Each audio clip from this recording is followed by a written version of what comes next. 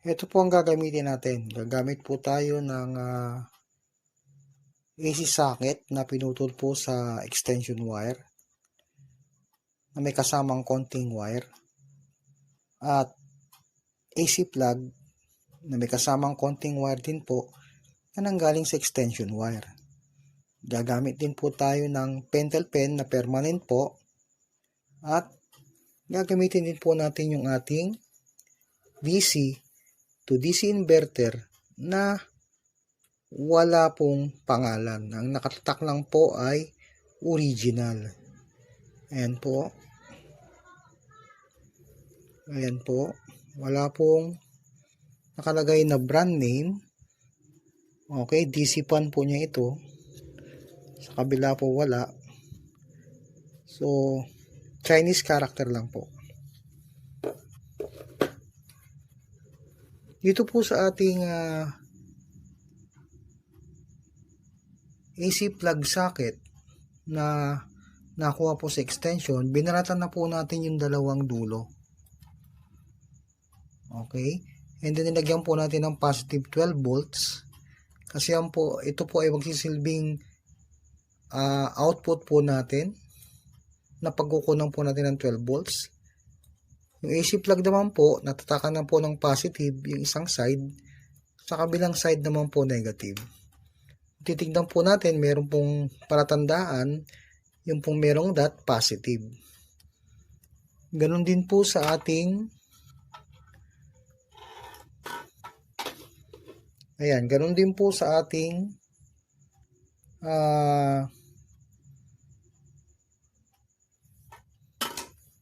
socket po na pagkukunan ng 12 volts. May tatak po na dot.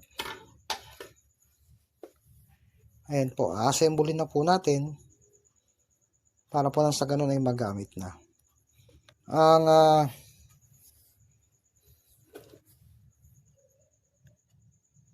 Ang ating plug po ay ko-connect po natin sa ating input dito po, at ang ating socket naman po ay ko-connect natin sa ating output. Dito po ang output natin, dito naman po ang ating input. Ko-connect po natin. AC plug, dito naman po is plug socket po. Gagamitin po natin yan. Ito po yung mga china-charge namin gamit ang DC to DC inverter po namin. Ayan po. China-charge po namin yung isang power bank. Pangalawang power bank po. China-charge din po namin yung pinapatakbo namin yung china-charge namin yung Makita battery. And another power bank po, china-charge po namin.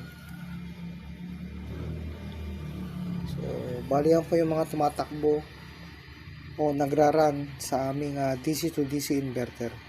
Meron po kaming power inverter na maliit, 12 volts to 20 volts. Ayan po. Bali ang output po ng DC to DC inverter namin, 13 volts, 7.5 ampere. Nakasaksak po sa solar panel na 41.4 volts po.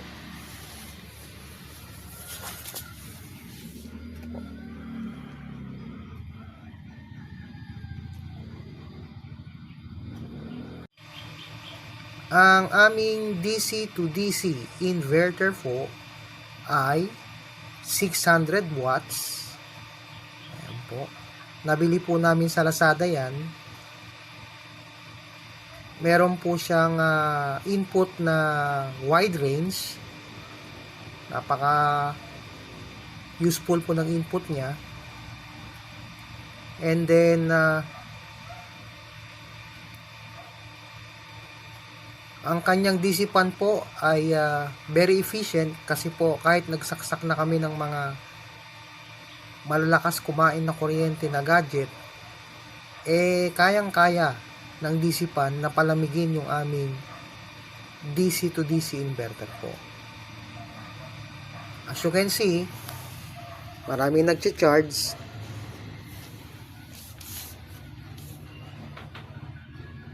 Okay. Titigil lang po kami mamaya pag wala na pong araw. January 31, Saturday, alas 3:25 na po. Ito po yung DC to DC inverter namin. Ito po yung input side na kung saan sinasaksak po namin ito sa solar panel. Bali sa input side po, mapapansin natin yung plug, merong positive at merong negative. Yung positive po ay nakakonekta sa dito po. Yan po. Meron tayong in positive at meron tayong in negative. Yung positive po ay nakakonekta sa input positive. Yung negative naman po ay sa input negative. Ayan po. Yung pong merong DC fan, yun po yung input side. Samantalang yung wala naman pong DC fan, yun po yung output side. Meron din pong polarity na dapat po nating sundin. Ayan po, mapapansin natin na sa output, meron pong out positive at out negative. Out positive po, positive terminal yan ng output. Out negative po, negative terminal ng output. Ayan po. Kasi dito po sa lugar na ito, walang DC fan, pero meron tayong trimmer resistor na kung saan ginagamit po natin yung trimmer resistor para i-adjust ang output voltage natin. Ayan po. So ayan po ang aming DC to DC inverter po. Ayan po, tinanggal ko po at i-connecta na naman po para makapag-charge ng mga gadget po dito. Maraming salamat po sa panonood sa aking channel. Mabuhay po kayo.